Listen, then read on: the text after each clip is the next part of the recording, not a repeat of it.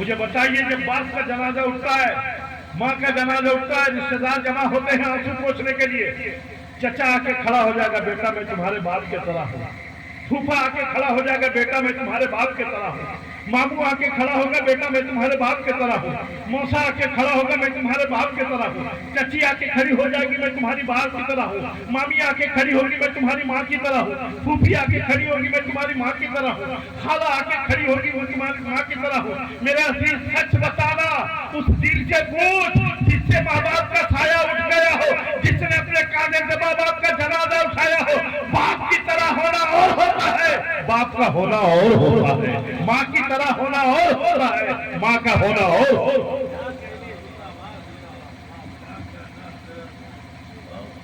ہمارے یہاں چونکہ ایک ٹرینڈ چل گیا ہے، بات کڑوی ہے مگر حقیقت ہے کہ ہوتی کہاں ہے زندگی میں آدمی کی قدر، ہوتی کہاں ہے زندگی میں آدمی کی قدر، مرنے کے بعد نام کا جلسہ کریں گے لوگ۔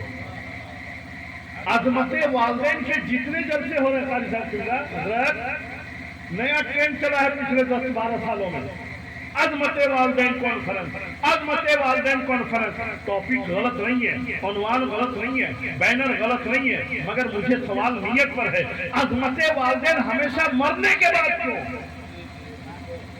کیا کوئی اولاد نہیں ہے جو جیتے جی عظمت والدین کا جلسہ کرائے؟ جیتے جی نہیں، ماں باپ حیات سے ہیں، عظمت والدین نہیں، ہمیشہ مرنے کے بعد۔ یاد رکھیے گا، جیتے جی ماں باپ کی قدر کرے، جیتے جی قدر کرے۔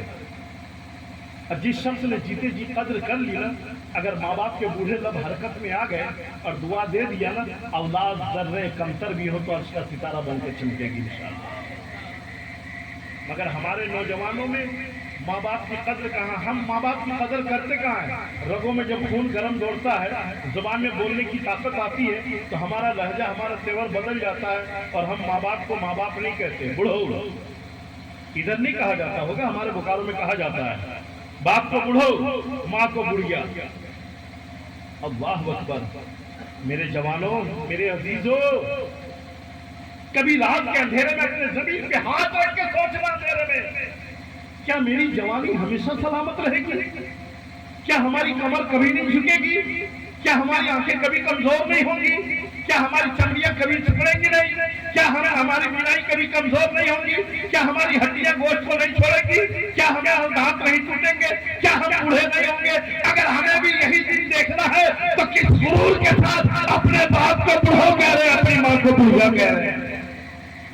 ذرا سوچ تو صحیح۔ میرا باپ وہ باپ ہے، جب مجھے کاندھے پہ لے کے نکلتا تھا تو دوستوں کے درمیان جب میرا انٹروڈکشن تعارف کراتا تھا تو کبھی نام لے کے نہیں پکارتا تھا۔ میرا باپ کہتا تھا میرا دلارا ہے، میرا سونا ہے، میرا ہیرا ہے، میرا چاند کا تارا ہے، میرا بڑھاپے کا سہارا ہے، میری امانت ہے، میری دولت ہے، میرا خزانہ ہے۔ جو باپ بابو کہہ کے زندگی بھر پکارا، نام تک نہیں لیا، آج باپ بوڑھا ہو گیا تو باپ کو ہم بوڑھو کہنے لگے۔ مرنے کے بعد لاکھ جلسے کرا لو کوئی حاصل نہیں، مرنے کے بعد لاکھ بھوج بات کر لو کوئی حاصل نہیں۔ ہاں یاد رکھیے، جس نے جیتے جی قدر کی نا، وہ قدر مانا رکھتی ہے۔ ماں اور باپ دونوں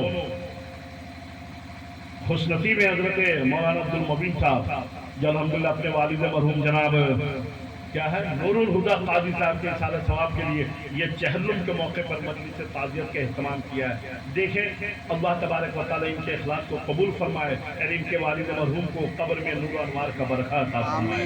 میں صرف یہ 2-3 باتیں عرض کرتا ہوں۔ ماں باپ کی قدر کریں، پہلے سمجھے ماں باپ کیا ہے، سمجھے۔ آج کل بچوں کی شادی اگر کرا دی جائے نا، پھر اس کے بعد ماں باپ کا حق کیا ہے اولاد بھول جاتی ہے، اولاد بھول جاتی ہے۔ بعض بچے تو اتنے نیڈر اور اتنے جری ہوتے ہیں، وہ کہہ دیتے کیا کیا میرے ماں باپ نے، پیدا کر کے چھوڑ دیا، یہ تو جانور بھی کرتا ہے۔ باقی لائف میں جو بھی اسٹرگل کیا، جو بھی کمایا، ارے ہوٹل میں پلیٹ دھویا، جھاڑو لگایا، کافی کچھ محنت کیا، تب جا کر آج اس مقام پر ہے۔ ماں باپ کا کوئی یوگدان نہیں۔ کیا کیا ماں باپ نے؟ میرے عزیز کبھی یہ لہجہ اختیار مت کرنا، خدا کی قسم میں دل کی آواز نکال رہا ہوں، کبھی یہ لہجہ مت اختیار کرنا۔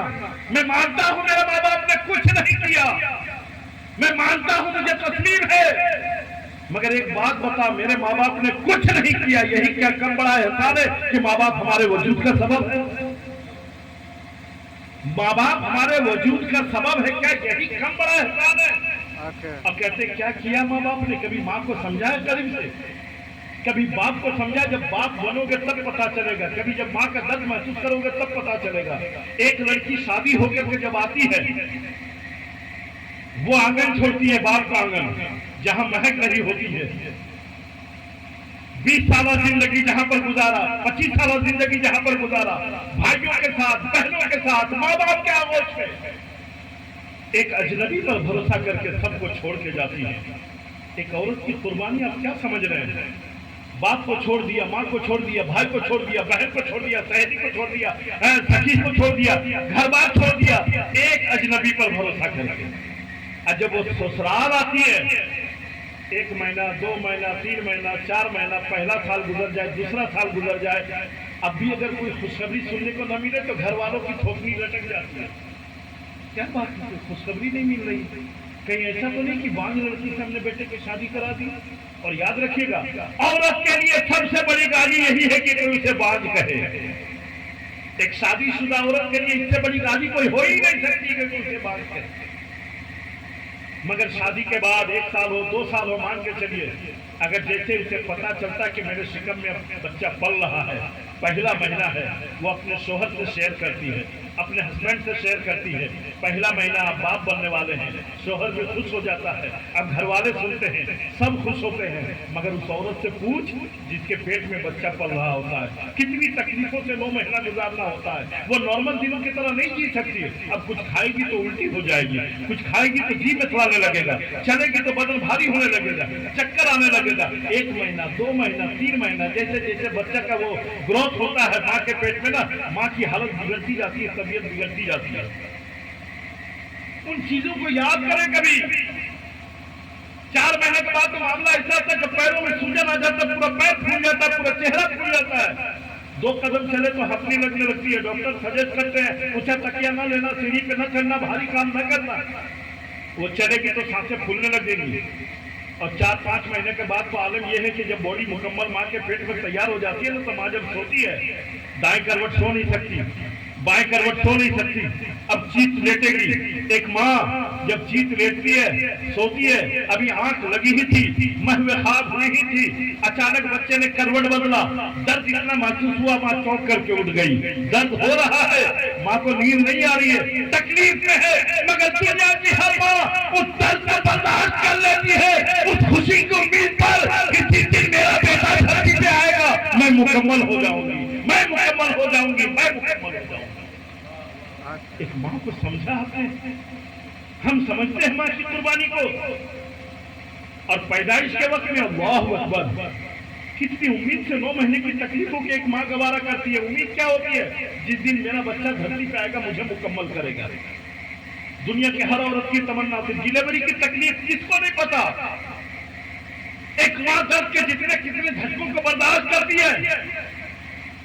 نہ جانے کتنی مائیں دنیا میں ایسی ہوتی ہے جو اپنے بچے کو دنیا دکھانے کے انتظار میں خود دنیا چھوڑ جاتی ہے۔ سمجھ گئے؟ خود دنیا چھوڑ جاتی ہے، اور اس کے باوجود بھی جب بچہ بول نہیں پاتا، جب بچہ منہ سے کچھ کھا نہیں پاتا، ماں اس کے باوجود بھی، وہ ماں جس نے 9 مہینے تک اپنے پیٹ میں رکھا، وہی ماں اپنے بدن کا خون دودھ کی شکل میں 2 سال تک بچے کو پلاتی ہے۔ یہ ہڈیوں میں طاقت یوں ہی نہیں آتی، یہ زبان میں بولنے کی تاثیر یوں ہی نہیں آتی، یہ فکر بالغ ایسے ہی نہیں ہوتی۔ ماں کے دودھ کا اثر ہوتا ہے، ماں کی غذا کا اثر ہوتا ہے۔ آپ دیکھیں ہاسپٹل میں بھی سلوگن لکھے ہوتے ہیں، دنیا میں کتنوں قیمتی سے قیمتی آرٹیفیشل آپ بناوٹی دودھ لے آئیے، مگر کہتے ہیں کہ ماں کا دودھ ہی بچے کے لیے سروپرتھم اور اتم ہے۔ ماں کا دودھ ہی، اس کے متبادل کوئی نہیں ہے۔ اور باپ کی قربانی یاد رکھیے گا، پچھلے 25-30 سالوں میں اکثر یہ جملہ کہتا ہوں، قاضی صاحب قبلہ، پچھلے 25-30 سالوں میں ہمارے یہاں ماں کے حوالے سے اتنے اشعار پڑھے گئے اور اتنی تقریریں کی گئی ماں کی شان میں۔ یہ شعر میں دیکھنا چاہتا ہوں ماں کا دیوانہ کون ہے، میں دیکھنا چاہتا ہوں ماں کا وفادار ہے، میں कंपेयर नहीं कर रहा हूं, मगर एक बात बता रहा हूं, माँ को पेश करते करते, माँ को पेश करते करते ये नई नस्ल बाप के हुकूक को भूल गई। इसलिए कि माँ का मामला ही ऐसा इतना सेंसिटिव और हसास है, बाप को लोग भूल गए। कुछ हद तक माँ का ख्याल रखते हैं मगर बाप का नहीं। जबकि मेरे आला हज़रत अज़ीमुल बरकत साहब फरमाते हैं, माँ और बाप में औलादे नरीना के लिए सबसे अव्वल बाप होता है। याद रखिएगा, माँ की कुर्बानी है। अगर माँ 9 महीने तक अपने बच्चे को पेट में रखती है तो बाप 9 महीने तक उसी बच्चे की फिक्र को जहन में रखता है। माँ अपने बच्चे को उस वक्त तक खिलाती है जब तक कि बच्चा खाने लायक नहीं होता। खुदा की कसम, बाप उस वक्त तक खिलाता है जब तक कि बच्चा कमाने लायक नहीं होता। एक बाप हो जाने के बाद वो भूल जाता है उसका लिबास कैसा हो, वो भूल जाता है उसका हेयर स्टाइल कैसा हो, वो भूल जाता है उसके पैर में चप्पल कैसी हो, वो भूल जाता है उसका शिकार कैसा हो, वो भूल जाता है उसका कैरेक्टर कैसा हो, और वो भूल जाता है कि अपना शौक क्या हो, वो भूल जाता है अपना अरमान क्या हो। इसलिए कि दुनिया के हर बाप का शौक तो होता है, हम समझ नहीं पाते। वो अपना सारा शौक बच्चों में देखता है। दुनिया के हर बाप का अरमान होता है, उसका यही सबसे बड़ा अरमान होता है कि उसके बच्चों का हर अरमान पूरा हो जाए। एक बाप का शौक यही होता है कि उसके बच्चों का शौक पूरा हो जाए। एक बच्चा बाप के सामने जाके कहता, बा ईद में इस तरह का कपड़ा लूंगा।